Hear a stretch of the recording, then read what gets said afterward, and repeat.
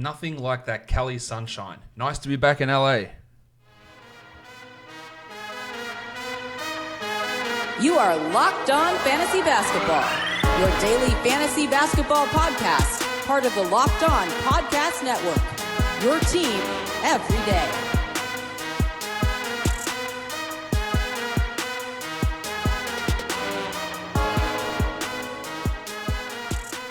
Hello and welcome to the Locked On Fantasy Basketball podcast brought to you by Basketball Monster. My name is Josh Lloyd and I am the lead fantasy analyst at basketballmonster.com and at Yahoo Sports Australia, and you can find me on Twitter as always at redrock_Beeble and on Instagram at Locked On Fantasy Basketball. We are here to talk about Wednesday's games, 9 games, injuries of course, huge performances, weird stuff as per usual. Michael Bolton. Let's get to it. Let's get to it indeed. Let's start by looking at the first game of the day. There were quite a few blowouts on today's schedule. The first one of those, the Indiana Pacers beat the Wizards 121-106. The tank, Tom Bryant, with a big game.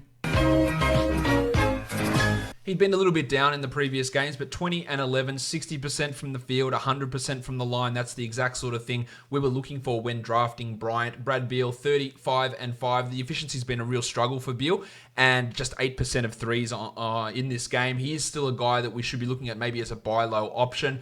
Interestingly, they did still decide to bring Troy Brown off the bench, only 17 minutes after really playing well last time with 30 minutes. They gave those minutes not to Isaac Bonga, not to a young developing player, but of course to CJ Miles, who had 15 points with 3 triples and 2 blocks. Scott Brooks seemed to hate Troy Brown last season. A curious coaching decision again from him in this one. Not the best developmental coach, I don't believe. Brown still is a 12-team league guy, but there are going to be fluctuations in his performance. Isaiah Thomas, the 2 starts that he's made have been not good. 10 points with 4 assists in under 20 minutes for Thomas. He still is the guy to have there over Ish Smith in 12-teamers, but getting whatever that was 3 years ago, Boston Celtics Isaiah Thomas is just not something that's going to happen. Rui Hachimura, just terrible. 0 points, 8 rebounds, 21 minutes, but again, Brooks, just play him the minutes. Like, there wasn't a foul trouble issue here. He was struggling, and you know that I don't think that this guy is going to be a very good player, and my long-term prospects for him are really low. He just doesn't do anything apart from score and rebound, and he didn't even score in this one. I still think he's a 12-team league guy, but his upside is significantly limited in my opinion, and it wasn't a good night from Hachimura here. For the Pacers, they welcome back Domantas Sabonis, only 13 points, poor shooting, but 17 boards, 7 assists, 2 steals and a block, and fouled out in 28 minutes. So good to have him back. With Sabonis back, the Dart, Goga Bitadze. Problem with my Gogo-mobile. Gogo-mobile? No, not the Dart. Not the Dart. Yeah, not the Dart indeed. He moved back to the bench. I thought he played all right, 20 minutes, 13 points and 3 rebounds, but that's going to be further suppressed once Miles Turner returns. It was a weird game here. We had Doug McDermott go off, 19 points in 31 minutes, 7 rebounds. The 4 assists, probably the most stunning stat of the day from McDermott. 60% shooting, don't rely upon this. TJ Warren with Jeremy Lamb and Miles Turner out, and of course Victor Oladipo out. He's really taking advantage of being a big scoring option. 21 points. The threes are starting to come back. He took 6 of them, hit 2 of them. The points is where he really thrives, and efficiency and field goal percentage. He is a 12-team league guy for at least the time being, while Brogdon, his efficiency is way off.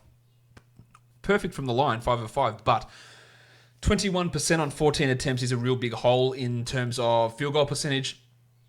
13 assists, 12 points, really providing good numbers. I think he is a little bit of a sell high, but just depends on what sort of value you're going to get back. Jakar Sampson started once again for Miles Turner, 14 and 6 with 2 steals. A pretty strong night from Sampson, but nothing that gets us overly excited. While Aaron Holiday started off poorly in a surprise start for Lamb, but ended with 18 points in 31 minutes. It came on some pretty hot shooting, 70% shooting, and I don't think it's anything we need to get too carried away with or too excited about with Aaron Holiday, but it is just good to see him out there and putting in some minutes and putting up some production. The NBA season is here. We're in week 3 now.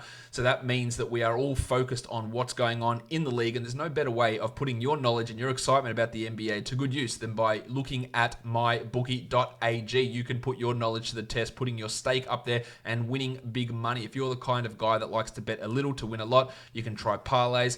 Big instances of being able to combine these teams that you think are going to win, whether that's straight up or against the spread. You can do that over on mybookie.ag. If you're going to bet this season, do the smart thing and go to mybookie.ag because no one gives you more ways to win. If you want to support your team, jump there. Jump onto MyBookie, and if you really want to do it, MyBookie will double your first deposit, but you have to use the promo code LOCKEDONNBA to activate that offer. Promo code LOCKEDONNBA to double your cash. Visit mybookie.ag today. You play, you win, and you get paid. The next game for us to take a look at on this day of 9 games in the NBA is the Knicks and the Pistons, another one of those blowouts. The Knicks get the win. Sorry, rephrase. They don't get the win. The Pistons get the win, 122-102. Another big Marcus Morris night, 18 points. The defensive numbers are inflated, 3 steals. I think he is a sell high. I just don't think the minutes and the defensive numbers are going to stick with Marcus Morris. The Fort Kevin Knox, 14 points on 7 shots. That's a surprise, to be sure, but a welcome one. I wouldn't be putting too much faith into that. While it was good to see Julius Randle get some numbers, 20 points, 3 triples, and hitting some shots finally, 53%. Ntilikina, 39 minutes for Big Frank, 11 points, 4 assists, 1 steal, 3 blocks. Now, those blocks are obviously an outlier. The 39 minutes are probably an outlier. No Smith or no Payton in this one. Frank is playing well. The other point guards aren't good. The coach is also not good. So there's going to be very limited consistency there. And Frank has proven not to be a good fantasy player through his career. Mitchell Robinson, only 8 minutes, suffered an elbow in the head and concussion-like symptoms. He was unable to return. 6 and 4 in 8 minutes for Robinson. Again, that probably makes him a buy low guy if people are getting frustrated with him, with his coach, with his fouls, which are all relatively... they're all actually genuine concerns or genuine reasons for annoyance, but it does make him a buy low guy, while RJ Barrett continues to murder your percentages. 15, 6, and 8 is great. 2 steals, fantastic. 33% from the field is gross. 55% from the line on 11 attempts is disgusting. And he is close to the worst free throw percentage guy in the entire league in terms of negative impact. With Robinson out, we had Taj Gibson starting the second half. 6-4-4 is okay, but it's hardly anything to get me too excited. While Punch Bob, the man who just literally started over Robinson 2 games ago, he only played 21 minutes. Portis 3 and 5 and was bad because he's not that good. And he has really only value in 12-team formats. While Alonzo Trier, not quite better than Doncic in this one, 5 points in his 4 minutes. For the Pistons, Drummond is just dominating at the moment. 27, 12, and 7 for Drummo. 75% from the field, 75% from the free throw line. I'd say he's a sell high, but maybe he actually can keep these numbers up. It's probably unlikely when Griffin and Rose returns, but man, he's been so good.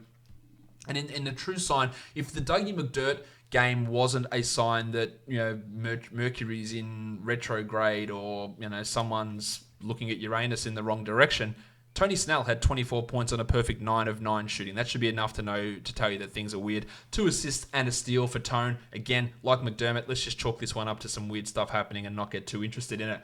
Markieff Morris also was big. 22, 4 and 5 with 2 steals in this one. His opportunity's been there all season. He hasn't converted on it, so don't get too interested there. While the Duck, Luke Kennard, 13, 9 and 7, I believe he is a must roster 12-team league guy. And the Shark, Bruce Brown. Baby Shark, The assists are still there. That's nice. 6 assists. The other stuff fell off a bit. 9 points now. I think that there's a chance they will still start him over Tim Frazier when he returns. I'm not sure they'll put Derrick Rose into that job when he returns. So Bruce has at least 14-team league value, but as a must-roster 12-teamer, like a guy like Kennard, clearly sits above him in my opinion. Next up, we have the Golden State Warriors and the Houston Rockets. Comfortable win for the Rockets, 129-112. It was Alec Burks' chance this time to go off, 28 and 8 with 3 triples. And I believe I said this on the podcast, saying he will have the occasional big game and we'll all get excited about it and then he'll fall off and do nothing. And that's true to the situation or the player that is Burks. Again, we're remembering that there is no D'Angelo Russell. There is no Draymond Green. Russell should be back as early as next game or maybe the next one after that. So it doesn't look like it's any long-term situation. Burks, the 31 minutes are encouraging for Alec to be able to get that much playing time, but we've seen him in large roles before really not be able to do too much. He is worth looking at maybe over a Jordan Poole, but these are just fringe type 12-team league players, much like the double-double for the little dog Glenn Glenn Robinson, Uncle Arthur. Maybe that's the nickname. There it is, Uncle Arthur. 15 and 11 with 3 triples for Uncle Arthur here in 34 minutes. Go back and look at his other games. He's not consistent enough to do this. He's a 14 to 16 team league guy. While the triangle, Eric Pascal, 19 points, 6 rebounds, 34 minutes. Still really good and is a must-roster player while Draymond is out. Whether that continues and they want to try and shoehorn him or actually triangle him into the small forward position, does remain to be seen. But I think there will be a significant drop-off. While Kai Bowman, everyone's flavour of the month 2 days ago, had 8 points with 4 assists in 36 minutes, did make a trip to the locker room, returned. He's a two-way guy. When D'Angelo comes back, I just don't know how much playing time he's going to get. Like, he is clearly an ad below Eric Pascal. And maybe even below Alec Burks. But the Archer, Kai Bowman, it was okay, but it's definitely nothing to get excited about. Willie Cauley-Stein, breaking news, he remains not good. 4 points in 20 minutes. The Wizard Amari Spellman outplayed him with 13 and 7.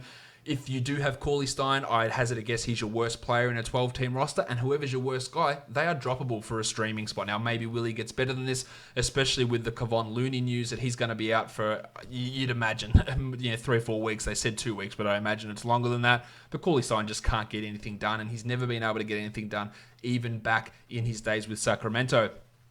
For the Rockets, Jimmy Harden, massive, 36, 4, and 13.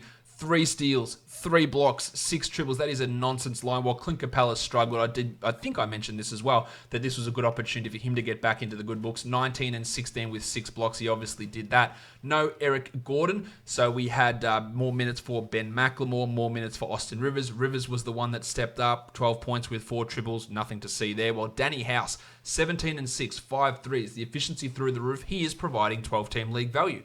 I still remain skeptical about the overall efficiency of House, but what he's doing now looks really, really strong. While Westbrook did have to go to the locker room with a knee problem, he came back and played the second half. In typical Westbrook asshole fashion, someone asked him what happened to the knee. He said nothing happened. Cool, you just limped to the locker room for no reason. 18, 8, and 6 with 2 steals, and he dropped a big glittery turd all over your free throws. 1 of 4 again, and it's absolutely wild that this bloke just can't hit free throws anymore. This was a consistent 80% free throw guy for years and years and years, and now just can't do it. It's obviously a mental issue with Westbrook why he can't hit these free throws, because it's honestly staggering that he just goes from being good to being actually bad. The next game we look at, the Chicago Bulls, my Chicago Bulls. They get the blowout win over the Hawks, 113-93. How's Tomas Satoransky? 27, 7, and 8. I'm almost more encouraged by the fact that he played 30 minutes, and did Jim Boylan realize he is the best point guard on this team? I've been banging it in over and over, saying the assists and the steals he's been getting is enough to keep him around in 12-team leagues. Eventually, they'll figure out that he is the best guy to be running the show, and it happened here. Now, I'm not buying 27 points. It was a career high. I'm not buying 77% shooting, but he was also so far below his shooting numbers for his career that it was bound to come back up. That's what happened here. Probably is a 12-team league guy. Lauri Markkanen, also the most encouraging thing there, it's the 34 minutes. 17 points, 3 blocks. Now that, of course, Palpatine, what's that? A surprise, to be sure, but a welcome one. Yeah, 4 triples as well for Lauri and 17 points. A little bit of a nice bounce back. Well, Otto Porter was looking great until he left the game. 12 minutes, 13 points, 3 threes, 2 steals, and a block. Had a foot contusion. Hopefully it's nothing too serious, but it was great to see Otto getting back on track. With him out, we got more minutes for Kobe White, who played 30. He had 10, 2, and 3, but was horrible efficiency-wise. He's not a 12-team league player. Well, Thad Young got into some significant foul trouble. That limited him to 19. And speaking of significant foul trouble, Wendell Carter Jr., 2 points in 13 minutes. At least he blocked a couple of shots. He should not be on any waiver wires. This was just an extreme case of foul trouble. Levine wasn't great. 10, 8, and 4, but when you get 2 steals and 2 blocks out of Zach LaVine and 8 rebounds, that's passable. And Chris Dunn also brought the defense, 5 steals for Dunn.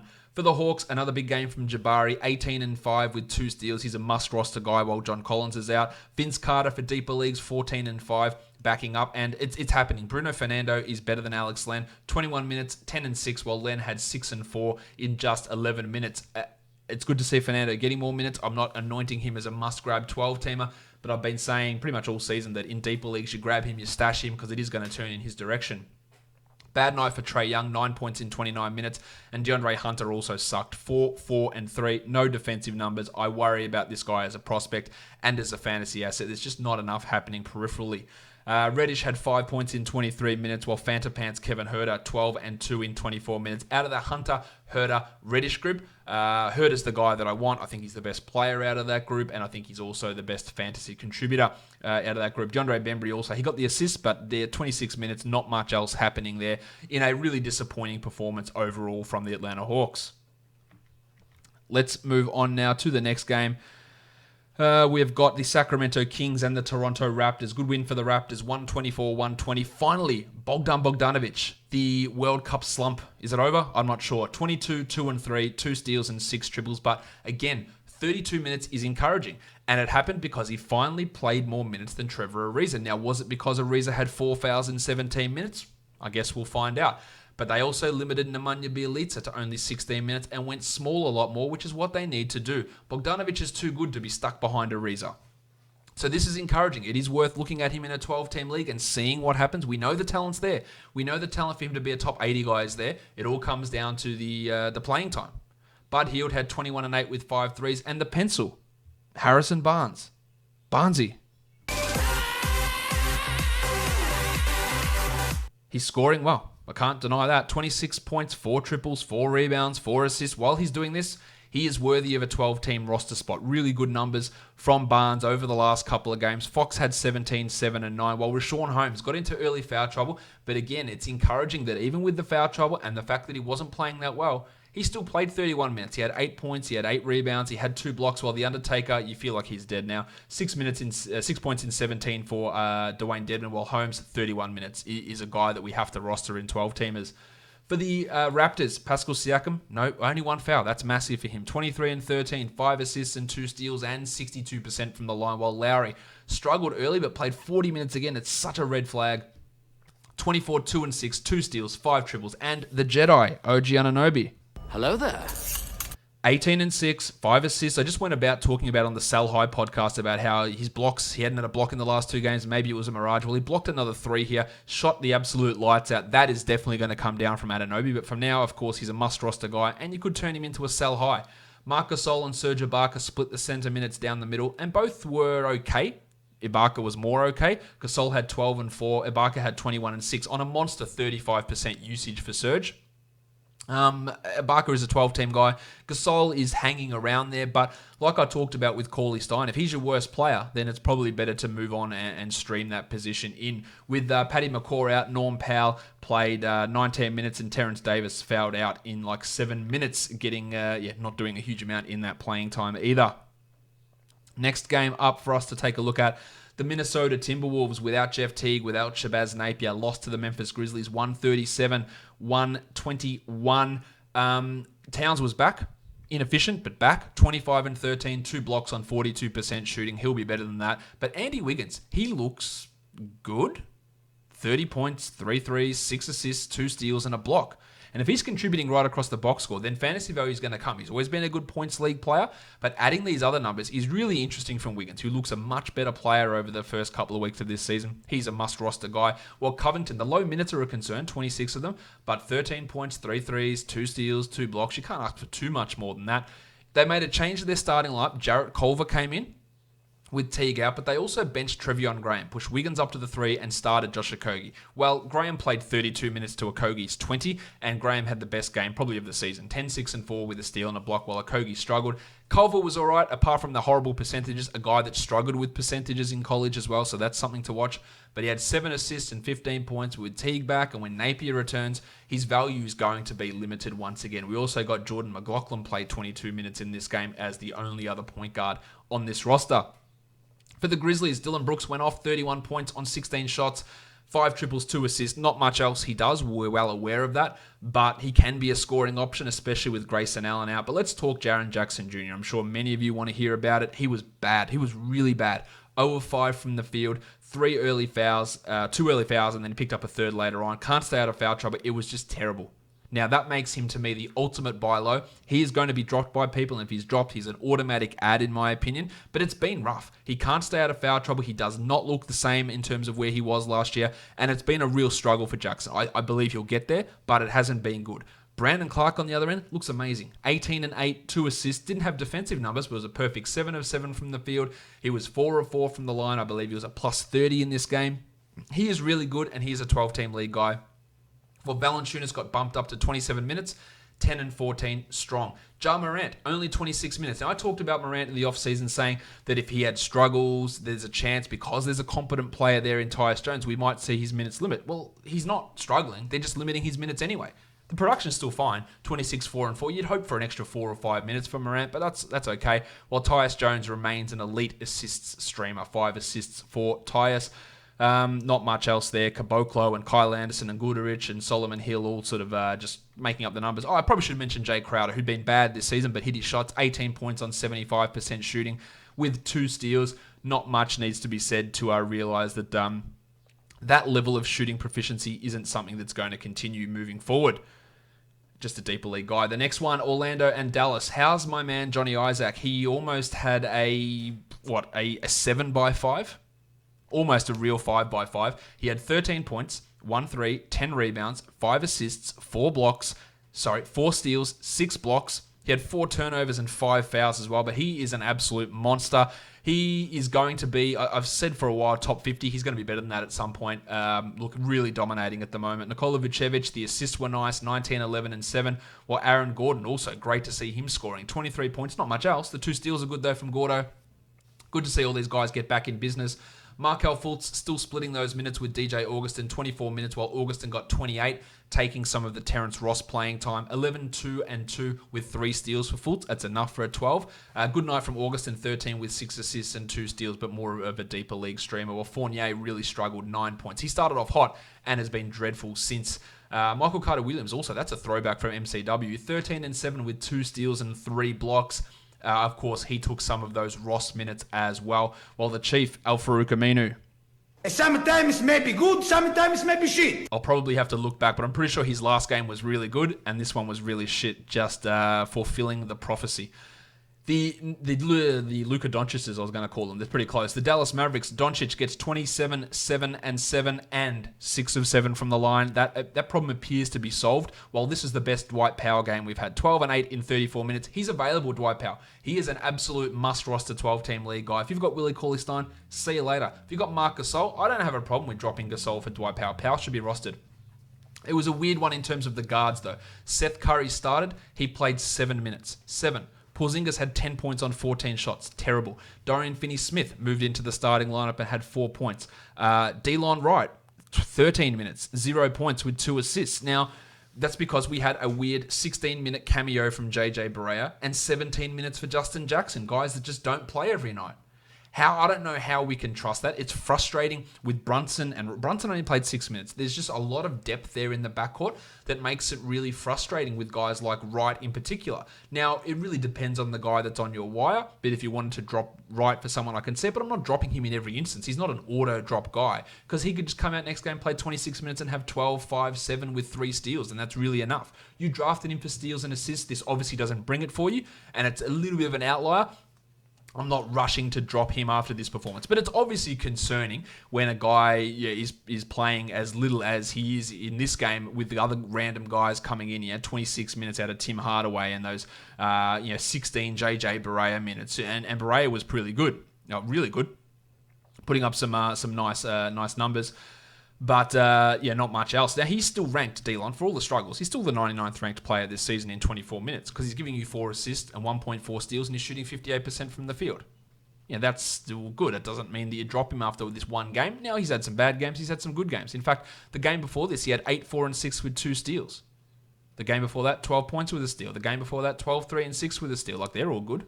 There's nothing wrong with those. It's just making you don't want to make a knee-jerk decision based off this one poor game where a lot of weird things did happen in terms of how the rotation was playing out from Rick Carlisle.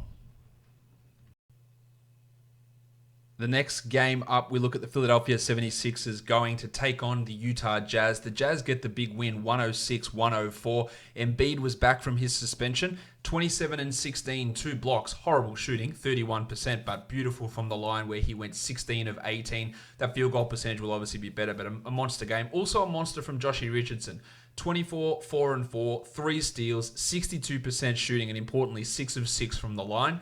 He likely got a big boost here because of Ben Simmons, who played only 10 minutes and suffered what the Sixers are calling a minor AC joint injury. Now, I imagine that Simmons is going to have to miss some time with this situation.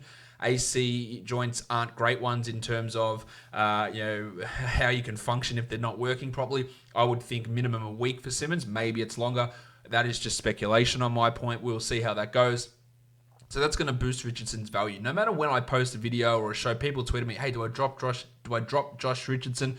Drop Josh Richardson? Like, no, you don't. You don't drop him in any leagues. Let's just get this sorted. Like, no, he's not a drop anywhere. And now, even more so, here's an ad. If someone dropped him, you add him. With Simmons out, Hull Neto, 30 minutes, 11 points, 4 assists, 3 steals. If you're looking for a speculative ad in, say, a 14-team format, Neto is probably going to be that guy. They could also go with Furkan Korkmaz and shift Richardson over full-time to point guard. So both those guys are options. Neto is probably, going by how things run in this game, Neto is probably going to be that guy. As for Korkmaz, he moved back to the bench and had 6 points in 25 minutes. The painter, Matisse Thybulle, not a great night there. 2 points in 13 minutes, had some foul issues. Look, if you're rostering him, it was for 2 things. It was for steals and blocks. That's it. If he's not doing it, then drop him. Will he be better than this? Yeah, I think he'll be better than these last couple of games. It's not an auto drop, but it's also not the end of the world if you move on from Thybulle. He's just not going to be able to produce in any of those other areas. He's a real specialist, and that can have value in the right setting on the right team. But no, by no means is he 100% a must guy that you have to hold on to under every circumstance. For the Jazz, Bojan Bogdanovic, 20 points, 5 assists, which is probably the most impressive thing there. 2 triples, a steal and a block. He's been unbelievable to start this season. I still don't think he's going to be able to keep up this third round type value. But again, another big game from Bogdanovic. He's really hurting Joe Ingles, who had he had 16 points, but only 29 minutes. No other numbers from Ingles. He's a tough hold in a 10-teamer, maybe in a 12 you hold on, but it's not looking great for him. While Rudy Gobert, also good to see him getting back into it. 14 and 16, 3 steals and a block. A guy that I talked about as being a buy low player and coming in nicely. Mike Conley, not the best night, but you'll take it as a Conley manager. 15 and 6, 2 steals and a block. That's solid enough. While the Donovan Mitchell, He's done. He's good. 24, 5, and 8. Some bad percentages from Mitchell. Usually those free throws will be a lot better, but he is getting to the line at a solid enough rate this season. And as I've always said, that's the thing that holds him back from being an upper echelon fantasy guy. It doesn't appear to be holding him back at this point. On to the last game of the day, the Milwaukee Bucks and the LA Clippers. The Bucks win 129-124. Big night from Giannis Antetokounmpo. In this one, ends up with almost a triple-double, has 38, 15, and 9, 2 steals and a block, and fantastically, look at those free throws from Antetokounmpo. Hit 4 threes as well, 4 of 7 from 3. He was 13 of 16 from the free throw line. Actually, I think that might be wrong, those free throws. 14 of 18, sorry, the last couple there. He split.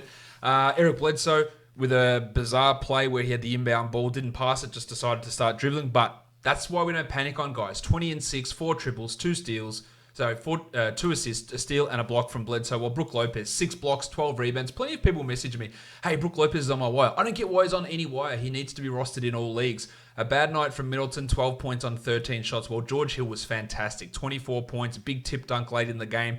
6 triples. Of course, it's not replicable, but he has a solid role as a 16-team league guy in that 20-minute role. Wes Matthews, only 18 minutes. We saw Dante DiVincenzo. We saw Kyle Korver take those minutes. I think DiVincenzo is going to get the bulk of these minutes as we move forward, but it's just a deeper league type play. Onto the Clippers. They were, of course, without Kawhi Leonard. Beverly was great. 20 and 9, 2 steals and a block. Now, his shooting has been horrible this year. He's doing most of the other things you want, and they're the things you drafted him for. But if that shooting starts to come up, then everything else comes in. Harrell and Lou Williams, they both moved into the starting lineup. 34 and 12 for Montrez. 34, 6 and 11 for Lou. Big free throws for Lou Williams. Big field goal percentage for Harrell. Of course, those numbers drop off when Kawhi returns. While Landry Shamet was terrible until the last quarter. A weird banked-in 3. Ended with 14 points. He has not been good as a fantasy option this season and remains just a deeper league guy. Pat Patterson, I think he's going to be the guy that loses a rotation spot when Paul George returns. While JaMychal Green, 9 and 7 in 32 minutes. Just a deeper league guy. Not a great night from Ivica Zubac. Only the 9 minutes. I think he'll play more when Kawhi's there. They don't need Harrell's offense as much in those situations when Kawhi is out there.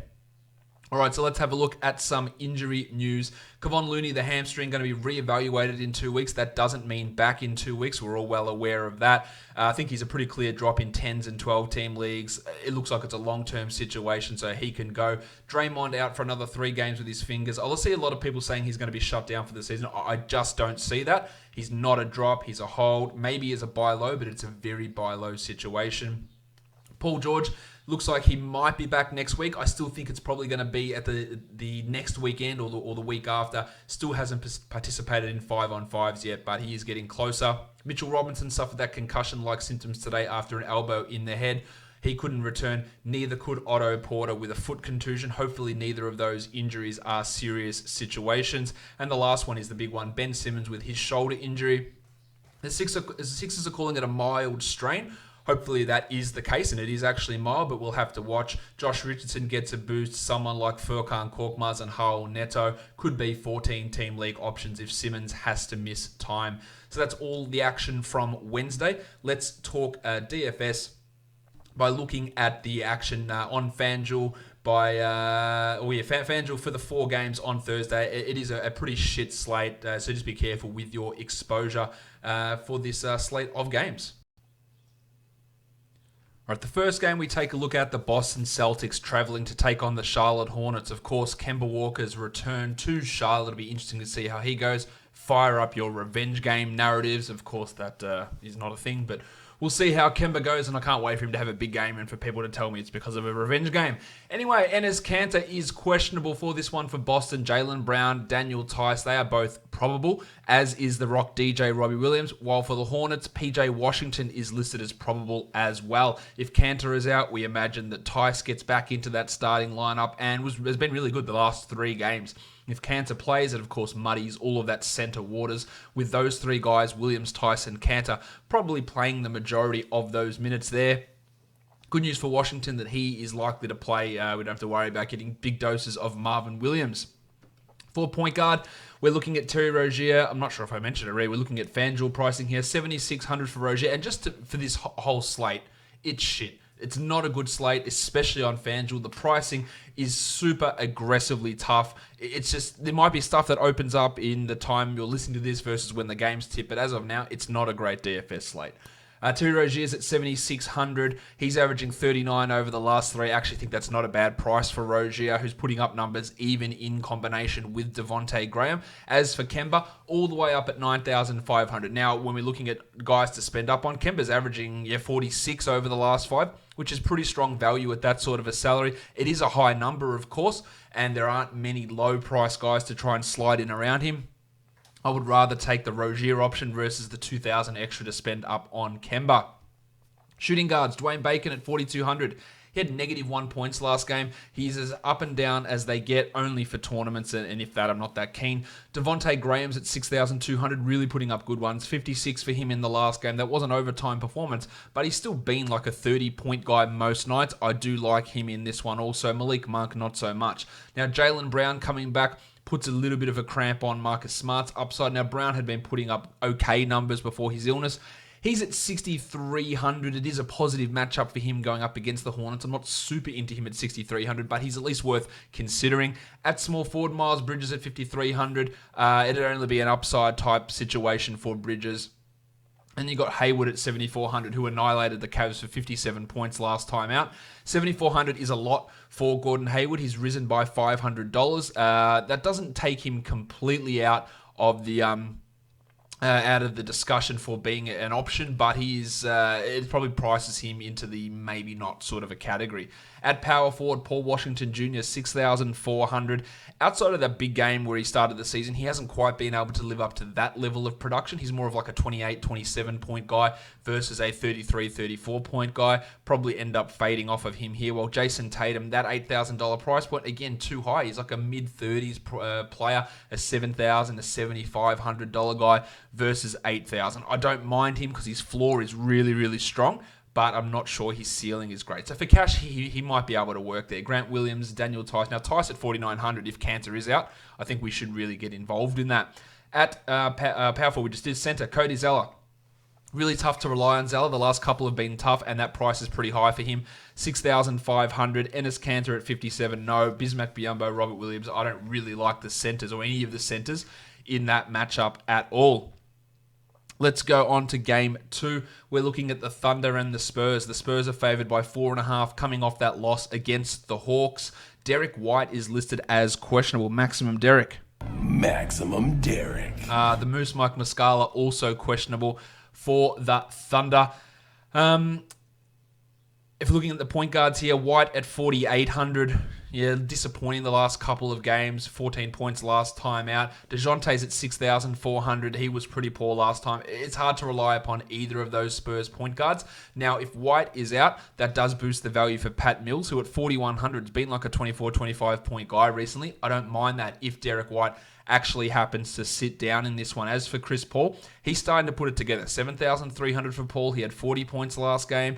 He's averaging 38 over the last 3. It's far from a lock, but it is a matchup where point guards have been putting up some numbers against the Spurs. We saw Trae Young do that 2 days ago. 7,300 is not a bad price for Chris Paul. He's definitely in consideration.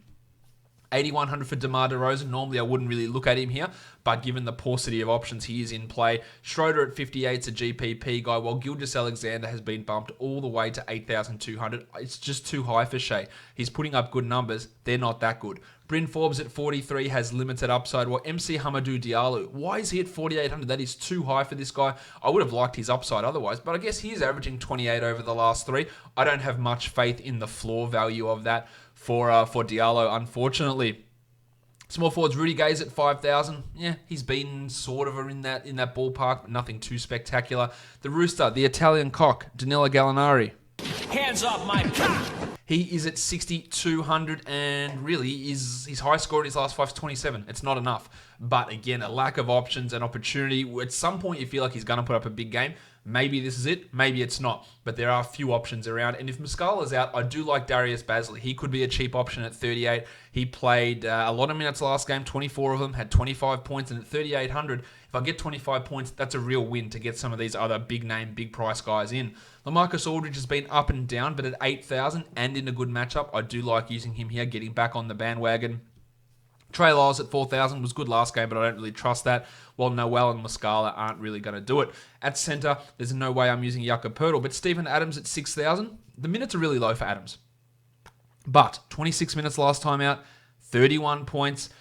At 6,000, it's enough, but do you have that trust in Adams? I don't really feel like I do. He could be in play. It's not a bad price, but realistically, what we've seen so far from Steven this season hasn't been all that encouraging.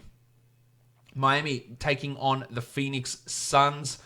The Suns are actually favored by 1.5 points here at point guard. Ravishing Rick Rubio's at 7,000. I actually think there's some strong floor value in that. He's been putting up consistently good numbers. Pretty good cash play. Not bad tournament upside. Kendrick Nunn at 56. Even last game when he was shit, he still put up 25 points. That's not a bad floor. There is a real risk that maybe they run Tyler Hero and not Nunn. Hero played just 15 minutes last game, and if they decide to go that direction and not Kendrick Nunn's direction, then that really falls off. So that eliminates a lot of the floor for Nunn, I believe, taking him out of cash game consideration. The Iron Shoulder, Goran Dragic is at 53. That's a no from me. Same with Tyler Johnson and Javon Carter. At shooting guard, I love Booker at 8,700, one of my best high-priced guys of the day. The Heat matchup can be tough, but Booker is just putting up consistent 40-pointers with the ability to go for 50 or 60, so he's got the upside. While Hero at 5,200, you can only look at him as a tournament guy. 7 points in 15 minutes last game, while Jim Butler at 9,300. Because he's my butler. Hasn't quite been where we need him to be every game, but I think this is a good opportunity for Butler at 9,300. Again, I would prefer Booker over him at similar salaries, but Butler could be used here. For the small forwards, McCall Bridges is a no from me. Derek Jones is questionable with a groin issue, which kept him out. Then he came back for one game, and now he's questionable again. While Justice Winslow just not clicking at all with Jimmy Butler, and at 6,100, he's come down quite a bit. He could easily get above that, but I'm not really confident with Nunn and Hero and Dragic and Butler all there. It seems hard for Winslow to get those numbers that he needs. At power forward, Šarić is at 5,100. He's really hit and miss. That makes him an interesting tournament guy, and it is worth looking at him in that aspect. While Bam Adebayo at 8,400, it's too high for Bam. Like, Bam's good. It's just too high, I think, at 8,400. It's hard to have much trust in that as a floor cash option. At center, Myers Leonard's at 48. Well, so much for him breaking out. He had 11 points last time out. Obviously not that good. While Olynyk had 4,600, he had 32 points. So it's a bit of an up and down between which white big man you want. Is it Kelly? Is it Myers? In essence, it's neither, unless you're just trying to fill out a tournament lineup. While Aaron Baines at 6,800, To be honest, Baines is actually providing that value. He's putting up numbers consistently. He's giving us 35 a night. I don't mind using him there on a night where a lot of other guys are really overpriced. Like Baines and Adebayo, their production has been relatively similar, but you get one guy at almost $2,000 cheaper. That is the direction that I would take there, despite the name recognition being a little bit different. The last game of the night, the only one involving a back-to-back. It's Portland traveling to take on the Clippers, of course. The fun guy, Kawhi Leonard, will be back. I'm a fun guy. At point guard, you've got Shamet and you've got Beverly. Hard to get too excited about those guys. It is easy to get excited about Damian Lillard at 10,300, who's just dropping 50s like they're going out of fashion. Gotta love Lillard there at a solid cash play. At shooting guard, Lou Williams at 6,700. I always get pretty interested in Lou at 67. Him and Kawhi, it's not the greatest combination in terms of Williams' output, but still, again, paucity of options makes him an option. While CJ McCollum at 6,400 is only a tournament guy. He is quite up and down in his performances. At small forward, the fun guy himself is at 10.8. I think we've got to look at him as a 50-point guy. And having Leonard and Lillard in your lineup, getting those 50 to 60 out of those two and trying to fill around them, they're some of the best high-price options on this slate. Rocket Rodney Hood's at 44. He's just a GPP guy. And so is Mario Hezonja. But he's at 4,500. That is just, it's so high. That takes him out of cash consideration. But he did outplay Anthony Tolliver last time out. Mo Harkless and Kent Bazemore, other low-end small forwards who I don't think we should care too much about. JaMychal Green's at 41. He does have that ability to get a 20-point performance in. It is just hard to rely on that. And then you've got Patrick Patterson, Anthony Tolliver, and Skal Labissiere. A lot of nothing amongst that group. 6,900 for Montrezl Harrell. Giggity. I like the table at that price. Started Wednesday's game against, after much confusion, against the Bucks. We'll see how he goes for this one. Ivica Zubac's at 46. That's too high for Zubac. While Hassan Whiteside putting up some okay numbers. I don't mind Whiteside at 7,500, although he could get pick and rolled to death with Lou and Montrez in that bench unit, which I assume they'll go back to being a bench unit for the next game. If we flick it over to DraftKings and have a look at where some of the value lies over there, I've got Aldridge at 6,900. I really like. Harrell, I like a lot. I've got Oubre at 6,000. I think he is a pretty strong option over there as well. Hood at 38 is an interesting GPP guy. I like Rozier quite a bit. I like Whiteside and Leonard at 64 and 96. That's Kawhi Leonard. Paul Washington at PJ Washington at 5,900 is interesting to me, and that $7,000 for Bam Adebayo and $7,200 for Jimmy Butler are much more reasonable prices over on DraftKings. The $9,100 for Lillard also looks pretty damn sexy. 61 for Devontae Graham, maybe a little bit too high over on DraftKings, while Shea at 7,100 is definitely one that works a lot more for me over there.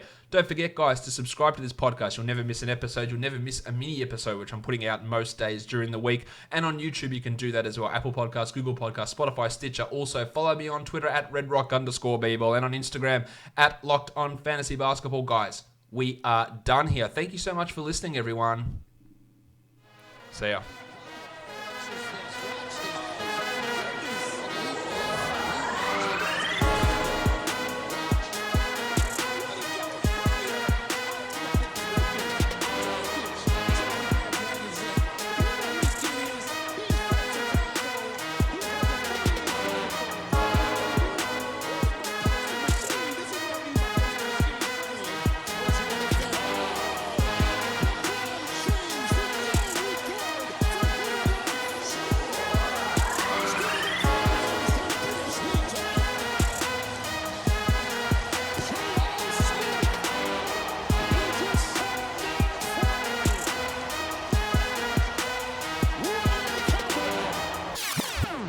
Alex Caruso.